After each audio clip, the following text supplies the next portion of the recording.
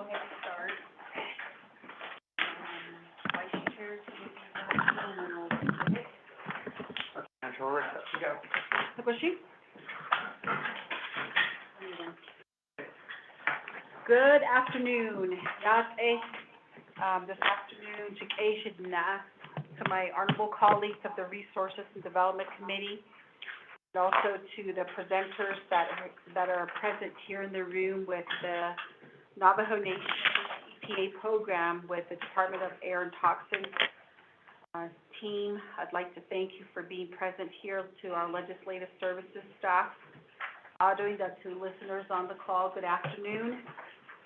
And I'd like to go ahead and take a roll call vote. Mr. Tahi? Madam Chair, members of RDC, this is roll call vote for Resource and Development Committee's work session with the Navajo Environmental Protection Agency, Department of Air and Tox, for Thursday, July 6, 2023 at 1 p.m. Roll call, Honorable Brenda Jesus. Present. Honorable Brenda Jesus is present. Honorable Casey Allen Johnson. Vice Chair Casey Johnson is present. Honorable Casey Allen Johnson is present. Honorable Shauna N. Claw. Honorable Rick Nez. Delegate Rick Nez is present. Honorable Rick Nez is present. Honorable Danny Simpson. Honorable Otto So. Madam Chair, you have 3 members present, but you don't need a quorum for this work session. Back to you, Madam Chair. Thank you, and I'd like to go ahead and request our Natani here, Honorable Rick Nez, if you can help us with the invocation to open up this meeting here this afternoon. And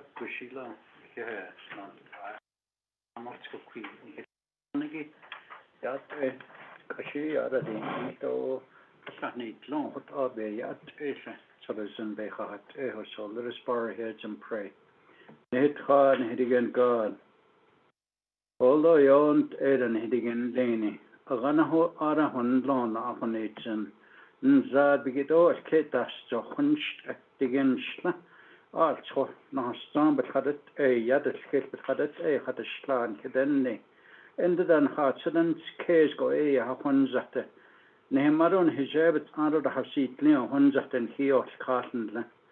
Ehen hat in anigito hot Jesus Christ when a cargon hasta il day and hidanon and hint kenigishin big echo are a hand so go shin bacanical chahon not on to olgay ashhoren hajin a pato what's up in his sink and at echo a codo in a day nilt eto left o arts which ben hahons and I yield zira nilt do you're a neat and the sat ani that at zinit lobe. At that inil chon lido creepnina corodo at econ kitten the hot nte ashmore han hidetle Mehentik has on his jabby hun let o coroyat eon chilling coroshi benas he lost or let o a head indeed near our creature. Da il zico e dan da e can then his arm hun let on han et ashmore what's up and kissing. I wrote an eight clinician con hat a hand so Ben hit not nin net o ben an hit not king cliche coro nabigail kit o ba hat need since nihanan il ido coron hit an panel at legion a hehe de need hot on hat in an ge hon second job body ni get the national Jesus Christ amen. Although she not on go citizen leaning net based agit akodonka to beans and don kepa. Next, I'd like to go ahead and open the floor for introduction. So, Vice Chair, I'd like to go ahead and start with you. Yeah, Madam Chair. Good afternoon, everybody. I'm Vice Chair Casey Johnson of the Resource and Development Committee. I'm also the Vice Chair of Navajo Land Commission. Just want to welcome everybody here today. Thank you to our RDC legislative staff and advisors for getting this meeting set up, and also honorable RDC colleagues. Shay Madish speaking. Shkan Hazo Bashish Chin Hana Nidish Shay. Ego the Danish. The shop. Chairman, Coal Mine, Solana Lake, Loop, and Birch Springs. Of the Western Navajo.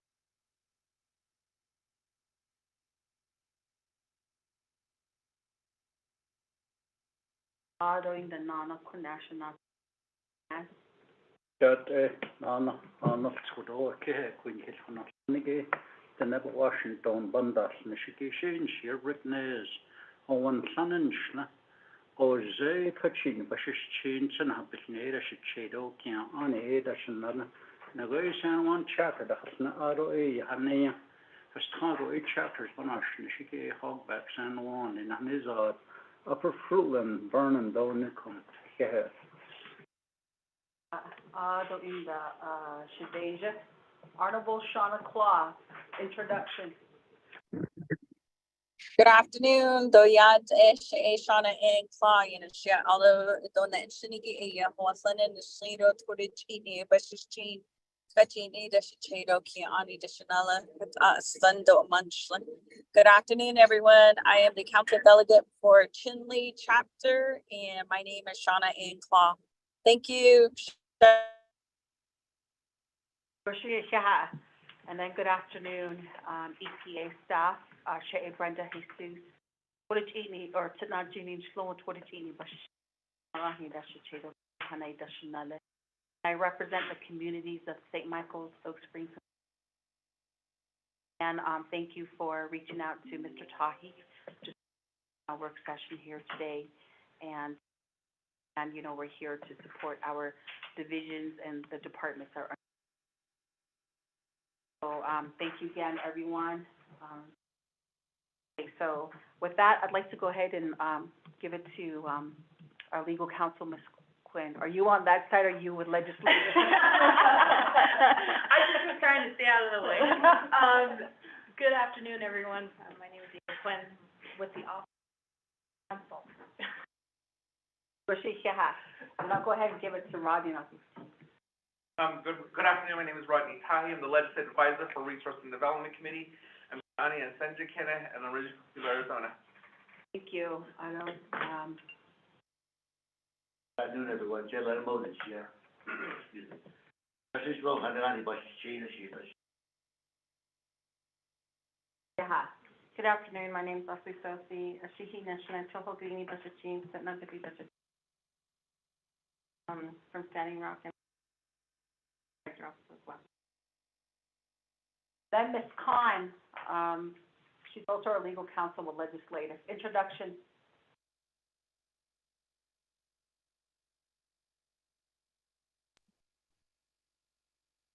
Good afternoon. This is Mariana Khan. I am here in Window Rock, listening to what's going on. Shay Toyet Lean Nishle, but Ati Bashish Chin, Asche Dashiche, Tanajikena, Adashanala, Akut Alasan Nishle, Yat Ed Atnilson. I will be listening. Yeah. Ms.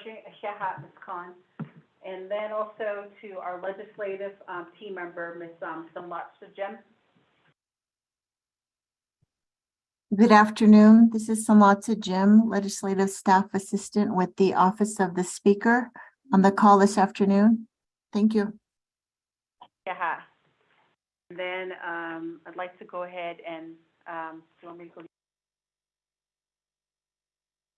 Ms. Quintana, introduction. Madam Chair, good afternoon, Yate. My name is Eugenia Quintana. Nishlige a na kaidene ishle do lana ni bashichin topaha dashiche do kintichini dashanele. I'm the Environmental Department Manager, Air and Toxics Department, Navajo Nation, EPA. Thank you. Thank you. I'm gonna go ahead and allow time, you know, to the staff here, so we'll go ahead and start with you. Hello, good morning, Yate. Shay Justina George Nisha, nice Tachi Nishlank. I'm here to do the presentation on our proposed minor. I work for Navajo Nation EPA Air Quality Control Program, Operating Permit Program. So, Good afternoon. My name is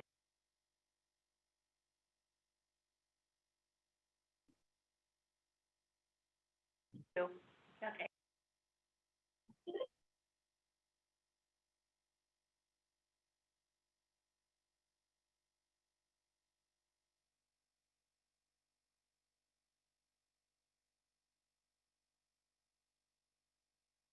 Thank you. Our, one of our staff, EPA, Tasha Yazzie. Tasha. Tasha, introduction, please. Star 6 to unmute.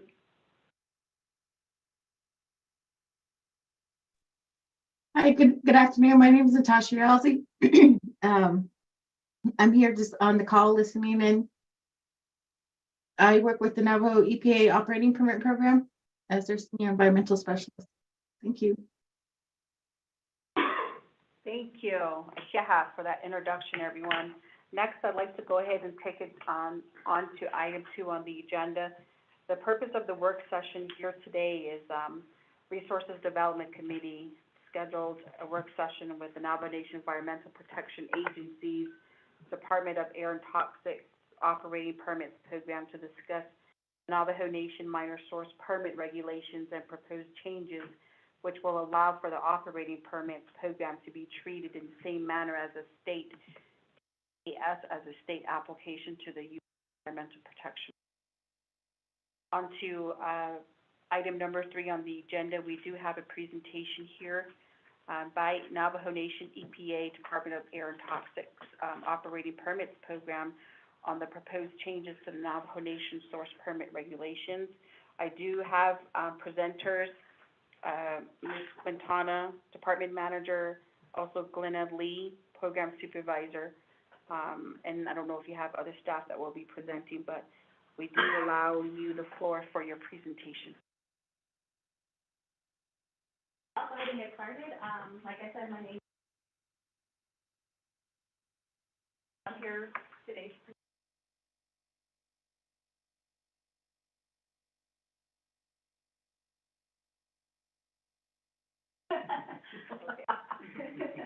Okay, so just a quick overview. I'm going to go over the current permitting mechanism now on Navajo Nation, and go over the proposed mechanism that we are working. Right now, the current permitting mechanism on Indian country, tribal new source review rule. This is a federal rule, meaning sources that operate on Navajo Nation that are by the TNSR rule.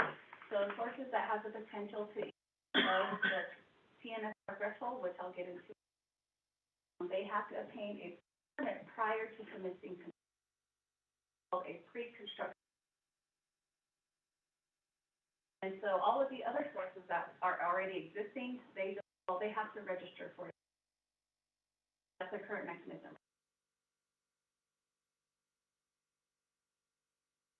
So what they offer, the federal government offers general permits. And so some of these general permits apply to hot mix asphalt plants, stone, concrete batch plants. Sometimes they're portable, sometimes they're stationary, boilers and generators, ignition.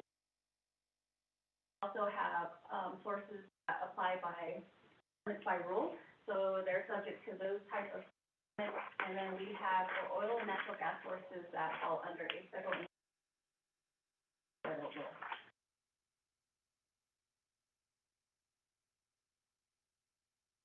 So our purpose of proposing these new regulations is our regulatory authority over that are operating on the Navajo Nation. Right now, minor sources tend to be the primary sources of air. Are basically oil and gas wellheads, or facilities, you know. The purpose of these regulations is also to fill a regulatory gap within our program. What I mean by that is we have a Title V operating permit program right now, which we regulate the of air pollution. So they're the major air pollution Navajo Nation. And what about the other, facilities that emit less than 100 tons? Well, we have to refer. So the purpose of these regulations, that way we can take all of these applications, take these. We have to, contact US EPA or let me take this information. That's what I mean by filling the regulatory. These regulations will also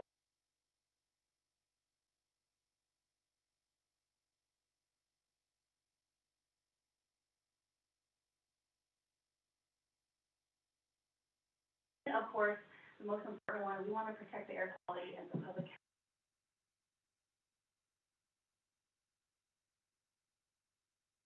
And you can see right here, we have 100 oil and gas facilities. That is based off of the,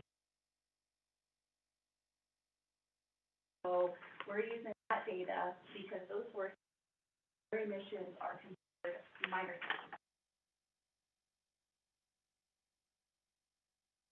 So, in a sense of, okay, so what makes them a minor source? Like a minor source is a facility that has the potential of, in this case, we are in attainment areas in Apple Nation, meaning we have non-attainment, for example, with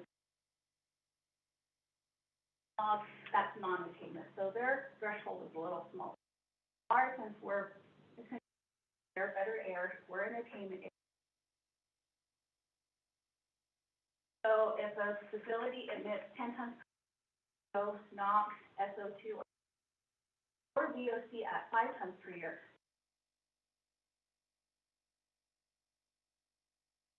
99 tons per year.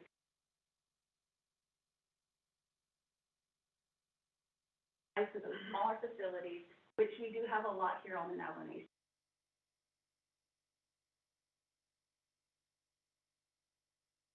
Have 160.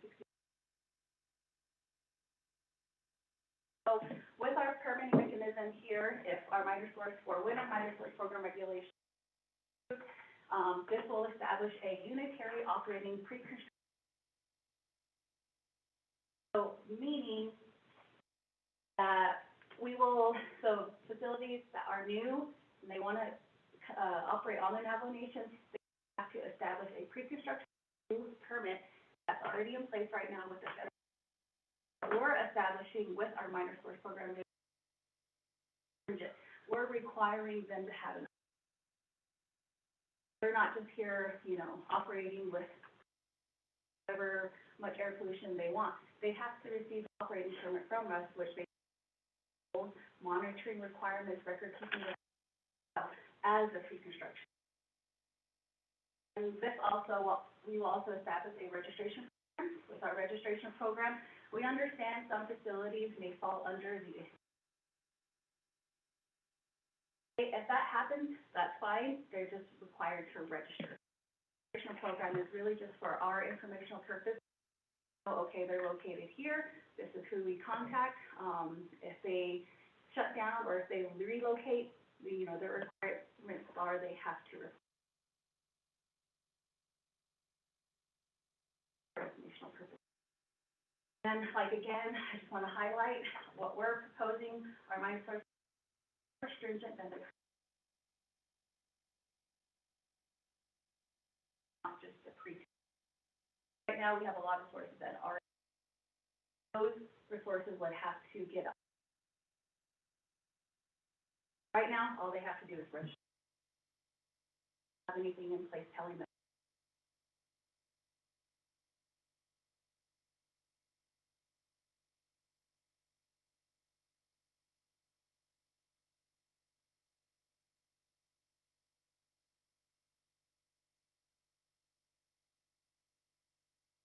So along with our program regulations, that graph I showed before, we have a need for gasoline dispensing facilities, or we have a lot of facilities that operate GDS, and in that case, we came up with 2 general permits to cover those categories.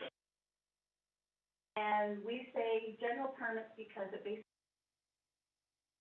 means, or the artist, all of the gasoline dispensing facilities all act in similar nature. They're considered the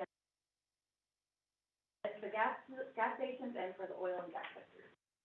So with these general permits, existing will have to seek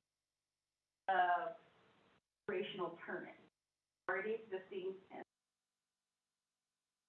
a new facility comes in and they want to seek a general permit, they'll have to seek a operational permit. What's the new source? And then requesting coverage, for a general permit, if you wanted to fall under a general permit, we're asking these facilities. They need to submit a request permit, and then our director will have 90 when you request.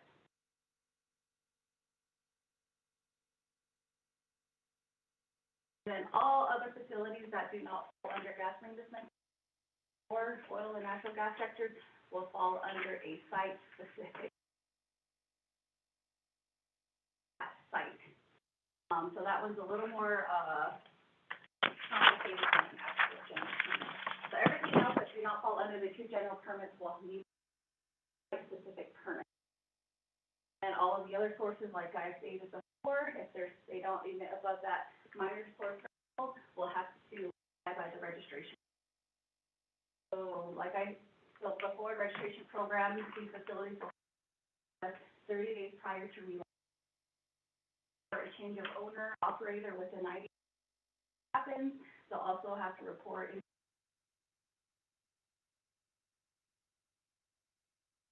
operations.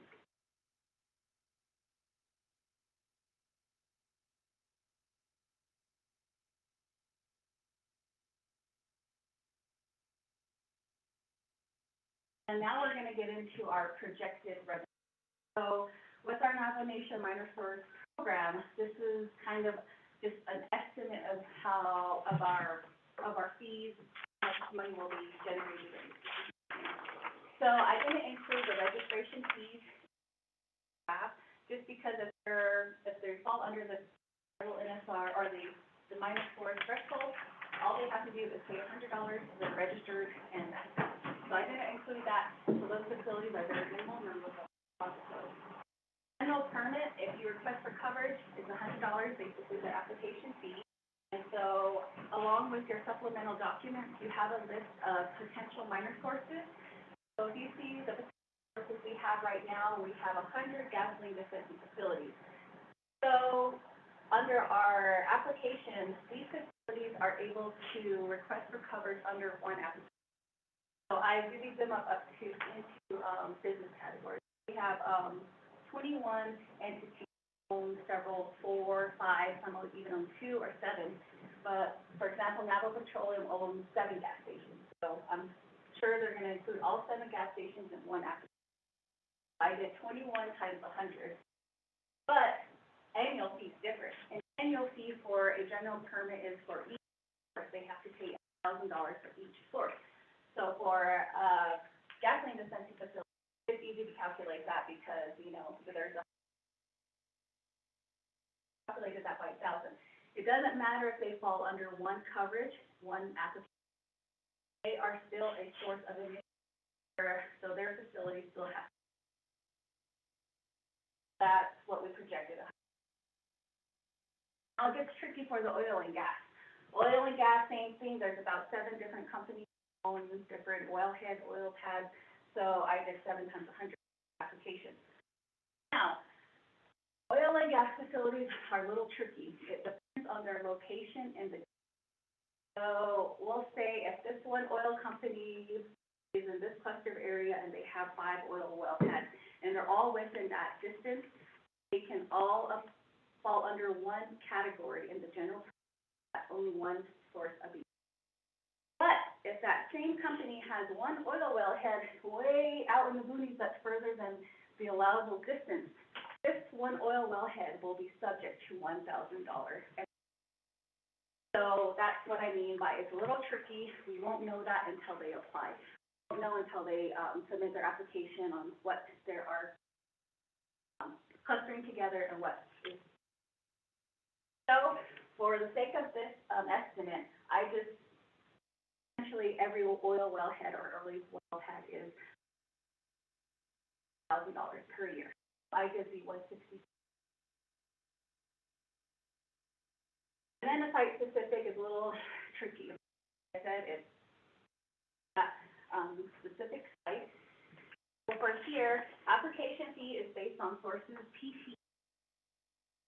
Potential means operate 24/7 days a year, or 24/7 days a year, a week, just every day if they just operate 24/7, that's their potential. So for this instance, application fee for a site permit assumes highest value of 25 tons per year. So we're looking at this facility and we say, okay, this facility is 5 tons per year. If they, their application fee will be, 25 times 100. And we have 9 site-specific permits we have identified for potential sources.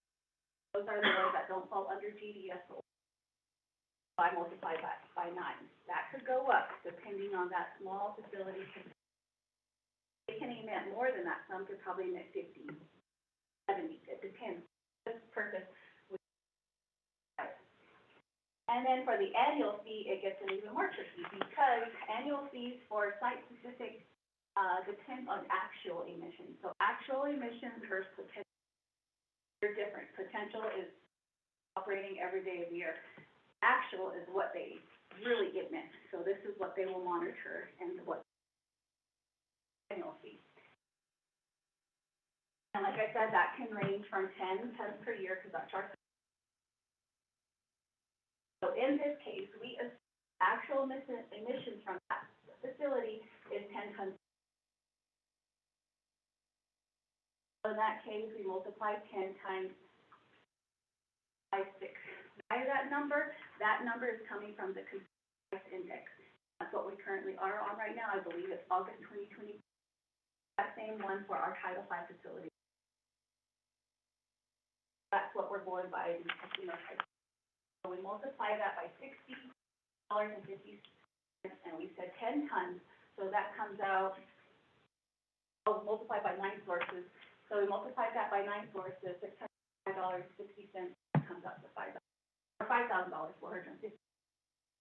So we project that after we get all of our applications, our first year of annual fees as well, we project we will make $25,300 for our application. And for after they have operated for a year with our program, we project that our annual fee roughly is around $269,460.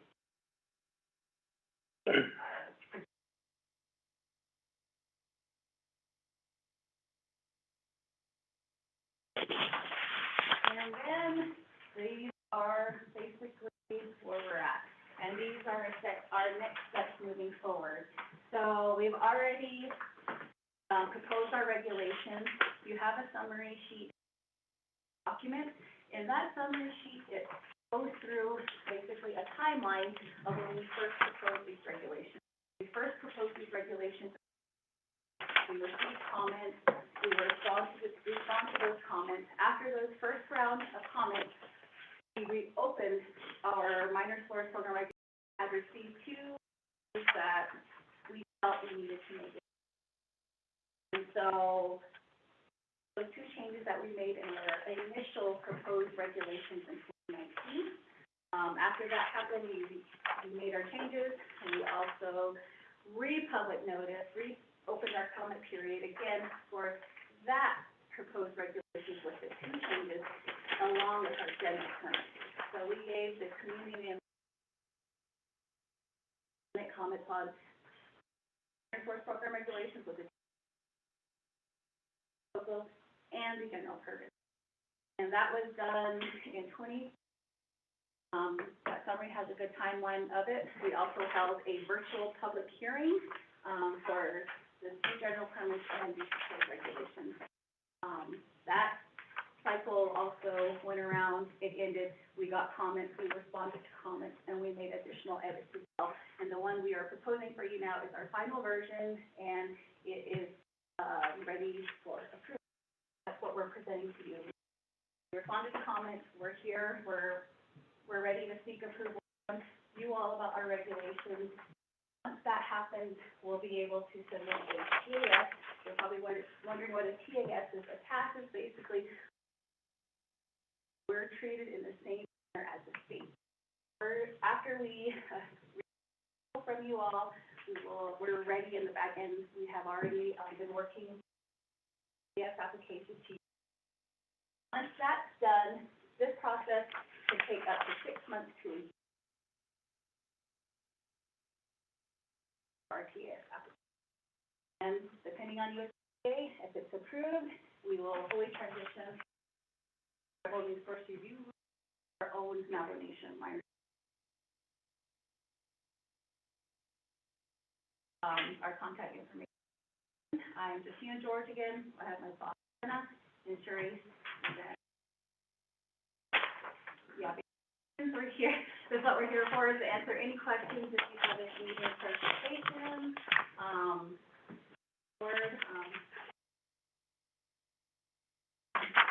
Yeah, thank you for your, presentation.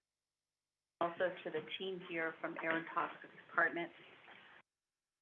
Members of Resources and Development Committee, do we have any questions? Thank you, Chair. Christina, thank you for the presentation. On this page here. Yep. It talks about stone quarry. Is that the same as, gravel? Is that what it is?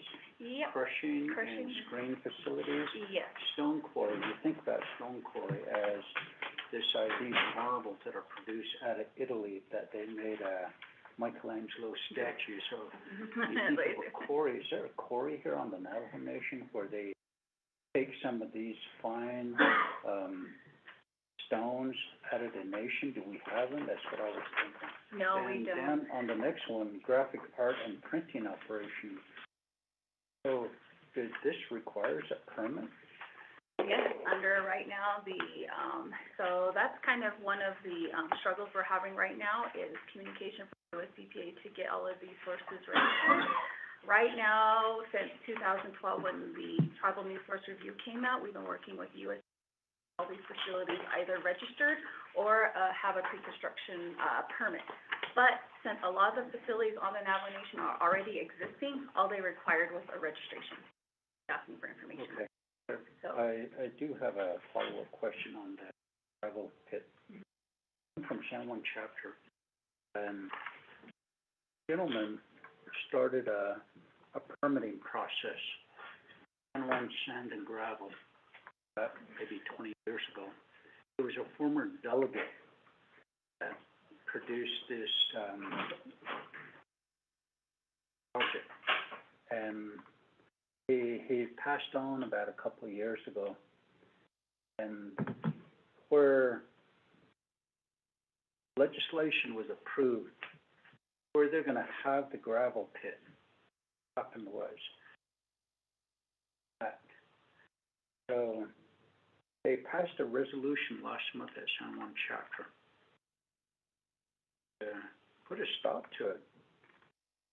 We're living there now, and it is just so close.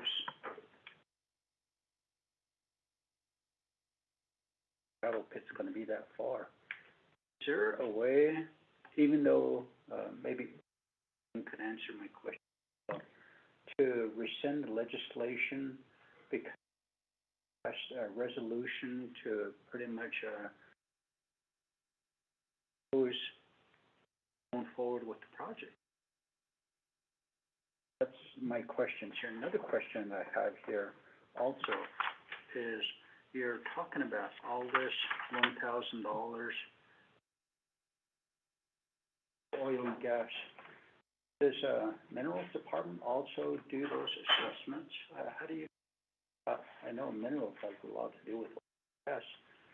And also, if you're producing so much oil and gas, and the gas prices, they fluctuate. So I would think that when the gas prices are high like right now, this should be increased to make sure the Navajo Nation gets that extra revenue. But these are just, that I want. Those are good questions. As far as the fees, that, I think that was something we all agreed on, coming up with regulations. We thought that was, enough. A lot of the, on the Navajo Nation, you have to take, are very small and minimal. So, that was just the amount we agreed upon.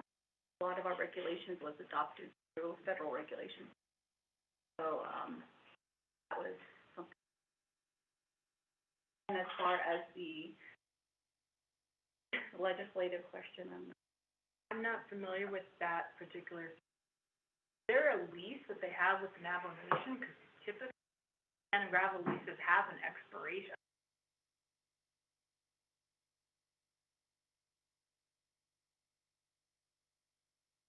In 5-year increments. Curious to see what the legislation was approving and if it was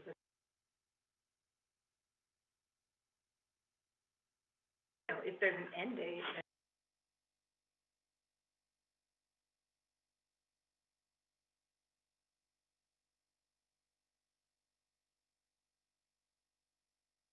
Maybe I'll talk to you separately. Okay.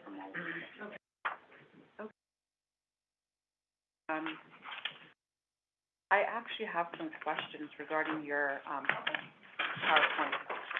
Thank you for providing the timeline. Now, in regards to the TNSR, when you said in Indian country, is this something that's across the board for Yes. Indian country? Yes. Okay. Second one is, in regards to, the permitting mechanism that you had mentioned that at this point, a lot of these companies just apply for a permit with EPA and, with really no guidance as to some of the regulatory aspect of this. So when EPA was mentioned, are we talking about US EPA or the Navajo Nation? Yes, we're talking about USDA. Okay. And then, the general permits, you had mentioned that, these existing sources, new source, and requesting coverage. Now, would this also be applicable to operations on Indian allotment lands too? Yes, I believe so.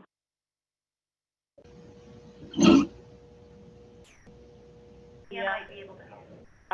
Ms. Quintana, I just had posed a question in regards to, the presentation that was provided here. I believe it's slide number 6, where the, coverage, existing sources or requesting coverage. If this will be applicable, general permits will be applicable to operations on Indian allotment lands. And that's one of the questions I have. This is Eugenia. Yes, these Navajo Nation minor source regulations will be applicable to allotment lands on the Navajo Nation because they are situated within the boundaries of the Navajo Nation. Okay, thank you for that. And then the next question I have is for slide number 7. We're talking about compliance and regulatory. I'm most certain that you already have an outline of how this is going to be, overseen once, the Navajo Nation is, granted, to, develop this MSPR. I guess one question I have is in terms of regulatory, how often is that gonna be happening? I don't know if the team has already talked about that. Yeah, that's, so, the Navajo Nation Operating Permit Program plans on conducting annual inspections at these minor source facilities. These facilities in their operational permit that they will receive from us will also require them to submit monitoring data. It'll also require them to, submit emission data as well, and then they also will have to submit, we decide when we issue them. Thank you for that. And then the next question on slide number 8, you mentioned the projected fees and revenues. Is there a current fund management plan that was set up once this MSPR is initiated? The reason why I bring this up is, this is a projected revenue, annual revenue, I assume, the $269,000. So with that, the fund management plan will indicate that we want the whole percentage to go back to EPA, or is it going to be to general funds? And just to have that clarity, I don't know if EPA was able to come up with a fund management plan when revenues are generated from, the collection. This is Eugenia. I can answer that. There will be a fund management plan that will be developed for the permitting under the minor source program regulations. We anticipate that it will be framed and used as a 5 account. You know how right now we've got some general funds that start with a number 1 and others like our special revenue under our Title V operating permit program. We expect that will also be given a 5 number, so that will be considered special revenue as well. Okay. All right, well, that's all the questions that I have, and thanks for, the clarification. So, Honorable Claw, I don't know if you have any questions, if you were able to follow the presentation on your way in. Do you have extra copies, Wes? Yes, I do.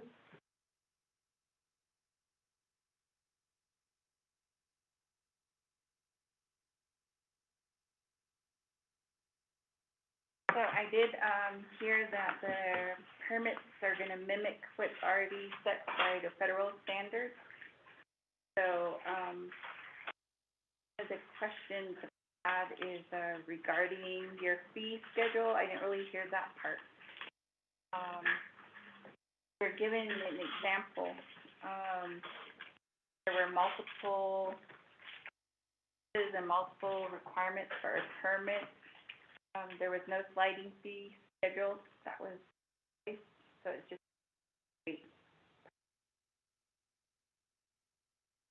Well, all of these facilities are considered minor sources.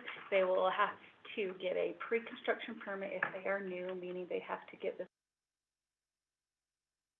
If they are existing sources, which applies to a lot of the facilities that are on the nation now, they have to receive a permitting permit program or operating permit. And basically, the content of that operational permit entails their threshold, how much, how they are to operate, they're allowed to emit, monitoring, and record keeping. And as far as, yes, the applications, if it falls under a general permit, they're allowed to have multiple sources fall under one coverage. But when it comes to annual fees, they all have to pay their own dollars after that because they're their own emission source. And I did hear, Honorable Rickman is actually like screen printing shop. So one of my questions is, I know within the Navajo Nation business regulatory, as far as home-based businesses, they're currently not being, they don't have to abide by business regs, like they're not really accounted for. That's kind of how ours, it has to be above that threshold, that minor source threshold. And so I'm predicting that a lot of those sources would only have to register, maybe if we can, but they probably won't have to because they're going to be very minimalist. They're just working out print, but they have to trigger that 10 tons per year or more. Then as far as this permit, how would it apply to the school districts? Some of them will have fueling stations, and then some also have their auto shops and classes and stuff like that. Yep. So you'll see in our potential minor source listing, we have our fleets on there. We have schools listed, and they're under our review, so we still need to go visit them because we're still not sure if they will go above that threshold. But definitely we have fleets, we have the school bus barns, we also have some, hospitals that operate boilers. Some have big boilers to heat their, whatever they need at the hospital, and so we have those on our list. All those would fall under a site-specific permit though, because that would be, we would issue a permit specific to their site, because they won't be similar in nature, just as gasoline, gas stations are, or oil and gas, sources. Then they wouldn't get, the sliding fee, they would just. If they, oh, yes, so if they're new, which it's a new school, yeah, they would have to get a pre-construction permit as well as an operational permit. But if they're already existing, they just have to get the operational permit. And what about as far as ARPA? I know some chapters are proposing warehouses because of house equipment, and then also, fueling stations for that equipment. How will you?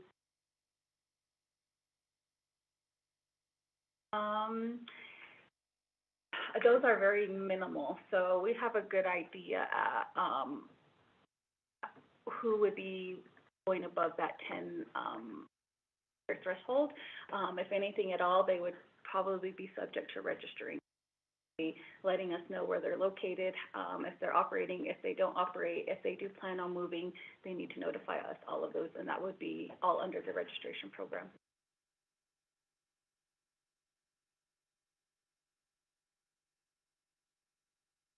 So, again, thank you, Ms. George, right? Yes. Okay, for your presentation and also to the team. So going back to the timeline of, with a new, regulation that will be started, you did mention that the 5-day comment period has taken place already, and, that, I don't know if there's like a, policy and procedure that has been drafted that would, be as an attachment to the legislation. Do you have anything? You already have, okay. Of how this is going to be carried out when applications should come across your desk, and even the application, document, okay? Yes. Okay, so again, you know, if this has historically already been all done and with some of the areas, I don't have any problem, and I'm really glad that you attached this flaring and venting, because, you know, if you look at the Annis area, you know, they have Elk Petroleum and they have all those flaring, pipes. And it's always been a concern because, some of the constituents that live in close proximity of that, I'm assuming that the homes went up first, and then that development with the oil company came in later. So the sludge that comes over, but it creates a hazy. So that day that I visited that place, you could really smell like an oil burnt stench or whatever. And I don't know if, this would address that. It would. Yes. So, if you see on the back of that, page, it has, right here, how will our proposed minor source regulations address flaring and venting? So our regulations, basically would have, facilities would have to abide by these provisions, which are in our general, regulations, general permit regulations. So if the source-wide uncontrolled actual VOC emissions from all units is equal to or greater than 4 tons per year, the permittee must install VOC emission control equipment. So basically, they are required to install a control device on that equipment to route all emissions through a closed vent system, so they're not just venting out. And then, an operating system designed to recover, so there's 2 options that they can do that. There's one where there's a system designed to recover 100% of emissions and recycle them for use in the process. Or if it's technically infeasible for them to get that system, they are required to have an enclosed combustor or utility flare designed to reduce the content. So when it comes down to it, if you read this, flaring is better than venting. Yeah. Flaring, you're at least burning off the VOCs and the methane, so you're just emitting CO2 instead of methane. So that's the better option than venting. Venting is you're just letting the emissions out. And then another way our minor source program regulations will address that is the permit doesn't need VOC emission control. Oh, okay, if it's under 4 tons per year within 12 months.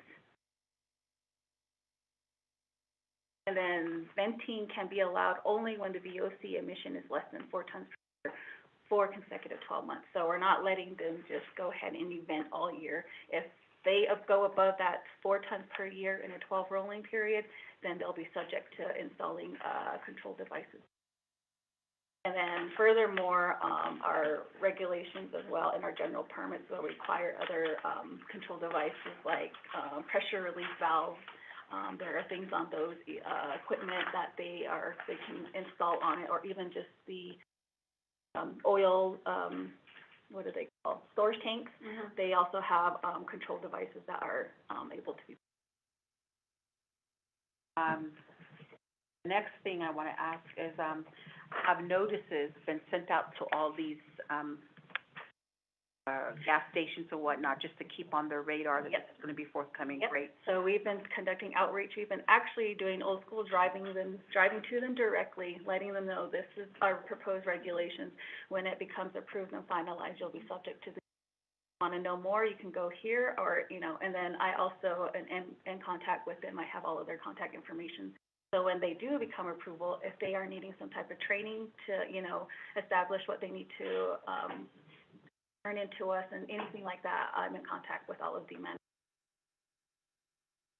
and the oil and gas sources. And then is this also applicable to above-ground storage tanks? No, they have their own regulations. Okay. Underground, UTS? Yeah, well, actually, it doesn't matter if they're above or underground, we're still gonna be there. But as far as like above-ground storage tanks, that falls under, Okay.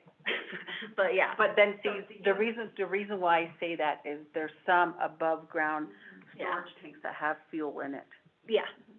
So the only way those, so our minor source program regulations, regulate that by loading and unloading. And so the only time those sources should be emitting is when they're receiving gas to refuel that tank or using that gas to go into gasoline dispensing facilities. And that process right there in our regulations is regulated. So this gas truck has, basically regulations. So they have pipes that once goes in, pressure goes in, they should have the pressure coming out into their truck. So it's a closed vent system. So pressure coming from here that comes out goes back into their truck. So there should be no, any type of emissions from that process, and that's stated in our regulations. Okay.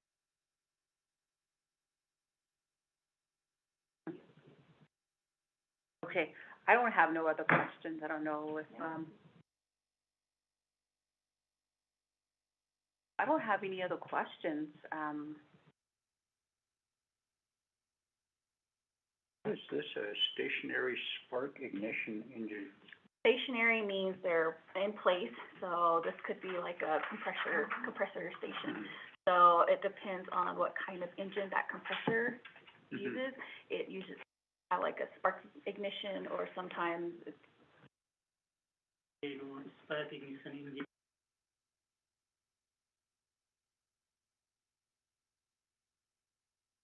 There is a more, fire engines.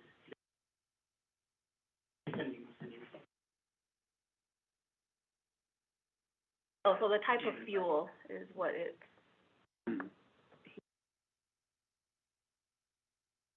So these are the current mechanisms by US EPA right now. To conclude, I just add that in the past,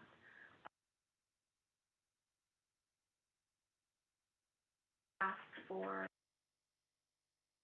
we have start the program, and it has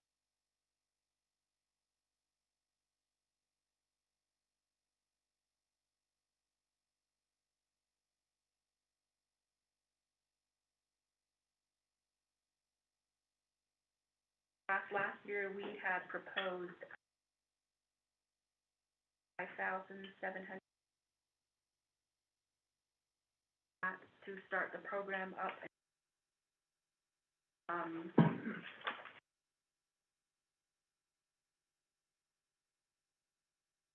Expense for one environmental specialist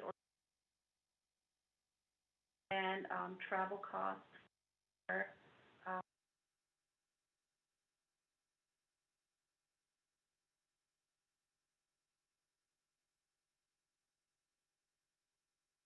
finding, and then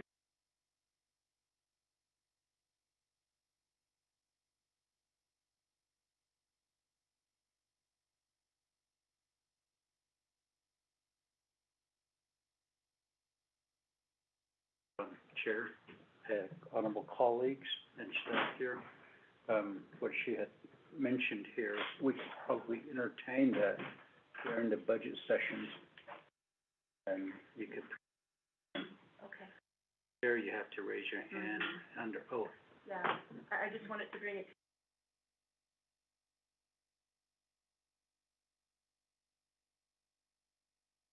Clarify one thing.